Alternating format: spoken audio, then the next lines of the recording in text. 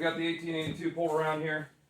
I've popped off the 6 there, 6 bolts there. The 4 up here I'd already pulled off, so now it's ready to come out. I'll make sure I get my wiring undone first.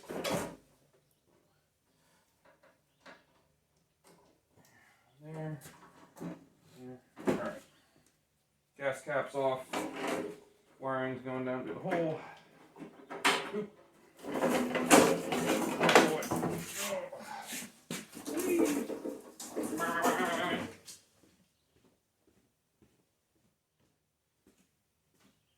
Alright.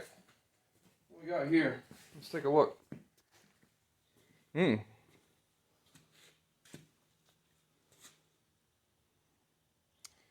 not actually as dirty as the 1641s was. This one's got the Sunstrand unit instead of the Hydro gear that you saw over on the 1641.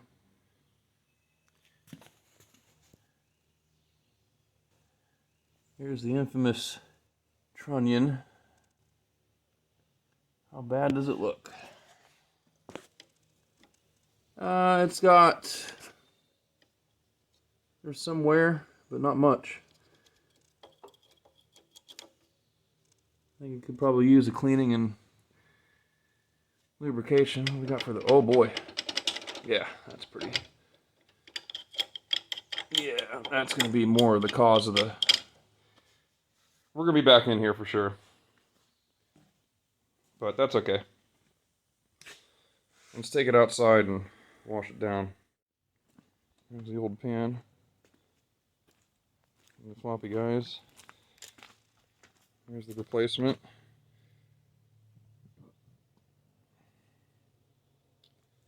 Yeah, quite a bit better. Quite a bit better. Hopefully the color matches. It looks a little different, but this one's been rattle canned and who knows what it's supposed to look like anymore.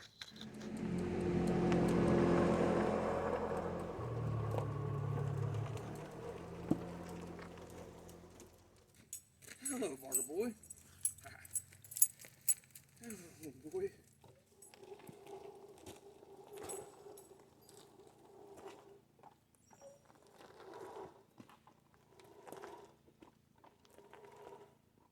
Pull off this tank here, and we'll check this low fuel switch against the other low fuel switch.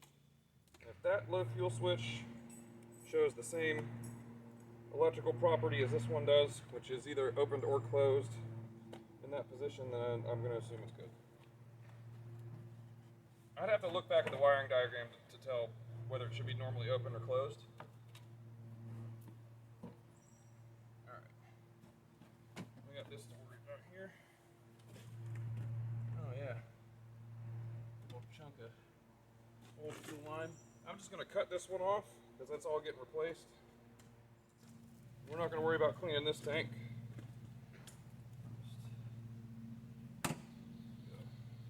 Yeah, that is some super old, nasty fuel line.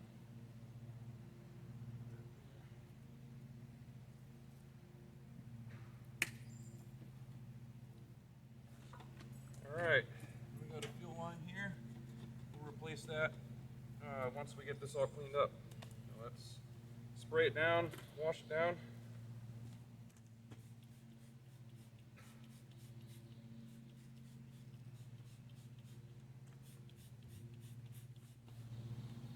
Yeah, someone was really heavy with a rattle can on this. Looks like crap.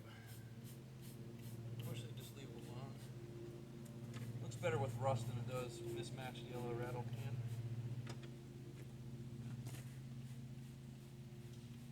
Dust this off real quick. I'll show you what we're working with here.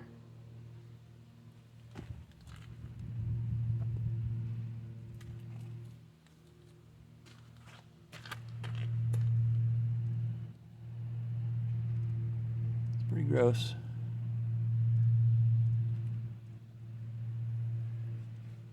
Pretty gross.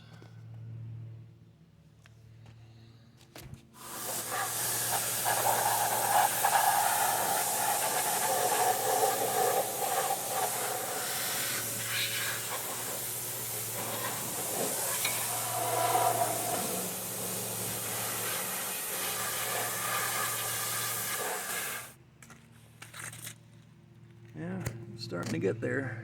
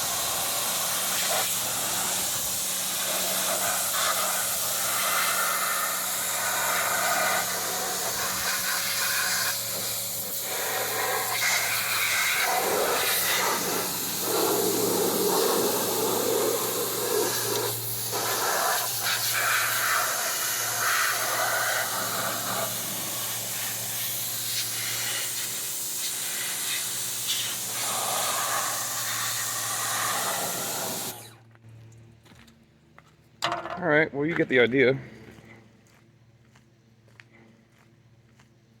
Okay, I brought her over here, gonna dry it off, and then I ran all new fuel lines. And before I put it back together, I want to show you guys the system, how it works.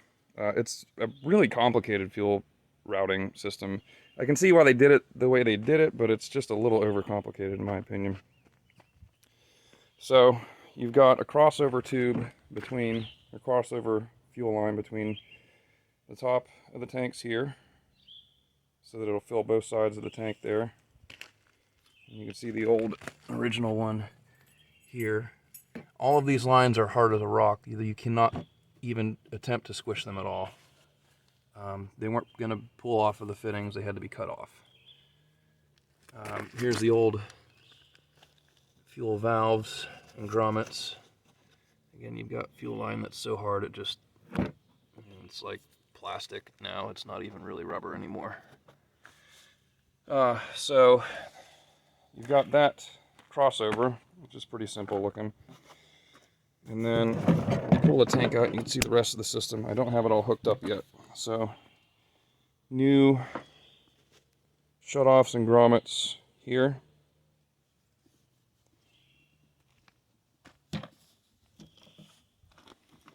And the fuel line goes from one shutoff valve on the right, crosses over the frame here, goes out to the T,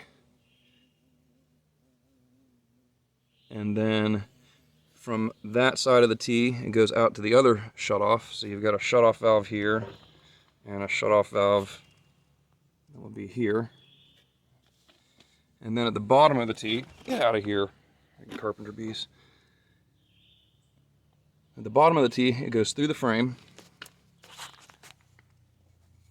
You can see it right down. Put my finger on it. Right down there. It goes down along the frame. Grabs, where is it? Yeah. One wire clip there. About halfway down the frame, and then it grabs another one down there. It's really hard to see. It's underneath the wiring. You'll be able to see it from this side. Yeah, back in there. And then I ran the line extra long up this way so I can connect it to the electric fuel pump somewhere in this area. Not sure exactly where yet, but so I ran the line through the frame up to the T and left some extra here to get back to the back of the tank, and the same over here. So before we go any further and put the tank on, let's double check that switch and make sure that it operates. So we'll put the tank side by side. This is the one from the 1882. You can see the updated design there has the larger fuel tank opening. Alright, let's grab a meter and we'll check those switches. So the one I know is functional is the one on the 1882, which is that one. Right there.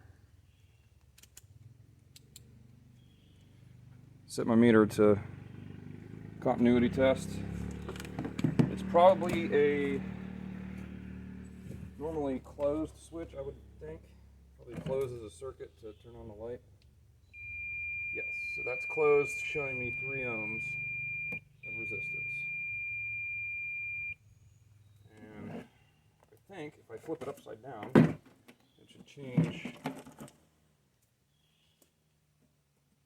Go to an open circuit. Yes. So let's test this one. Yep. Closed. I have 4 ohms of resistance. I flip it over.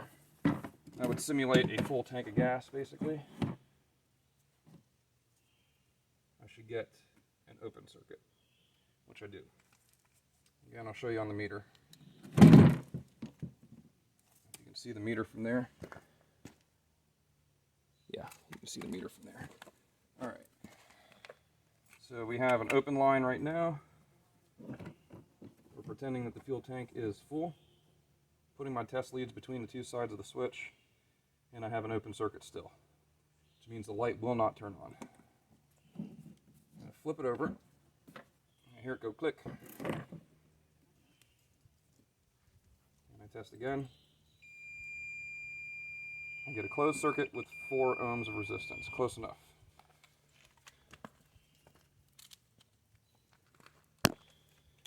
So that's good. We don't have to mess with that grommet. I'm not entirely sure that this grommet would survive any kind of disturbances at this point. It's probably as old and crappy as everything else. The grommet on this tank actually feels a little better, but anyway, that's good enough for us. Clean off these fittings where they've been touching the ground. Alright, so let's put the tank on. Let's hook up these lines. And we should be ready to go. Pretty simple, tank just flops down in there. You want to make sure that the front of the fuel line doesn't pinch on the tank. I'll show you one of the other lines. One of them, I think on the 1641, it had actually been pinched, where the tank was sitting on top of it. And we'll just connect to the fuel shutoff here. Maybe we won't. Yeah. Need to grab a little bit of persuasion juice. So I'm trying to get the hose onto the barb, and the barb is really close to the grommet, so it doesn't quite want to go on. It'd be a lot easier if the tires weren't in the way. There it goes. Okay, it's on. And there we go. Should sit like that with the shutoff towards the rear. I'm just going to slide our clamp up onto it. All this easier said than done. Put the tire in the way. If you can, just remove the tires, it makes everything way easier.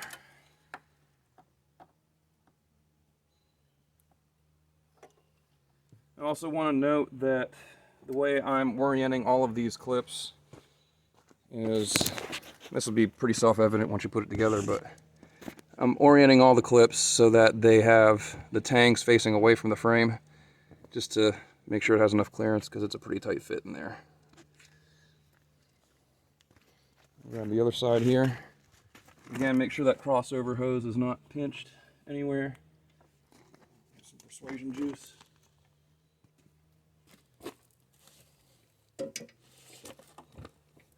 Grab another junk tractor to sit on. That's probably a good idea. All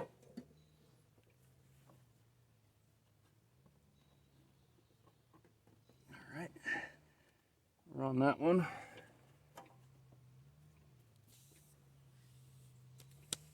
There. And now slide that clip in.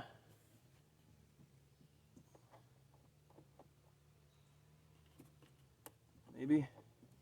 Come on. I think it's going to want me to pull it, not push it.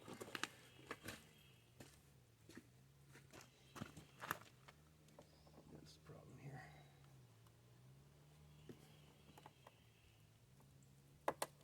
Come on, get on there. There it goes. All right. So, we'll orient it facing rearwards. I'll double check that line, make sure it's not pinching on the tank anywhere. I mated that one exactly to the factory size, so it should be good. I think we're fine there. Here's the finished install on this side. Line goes through there. Comes around here. It's not pinching on the tank anywhere.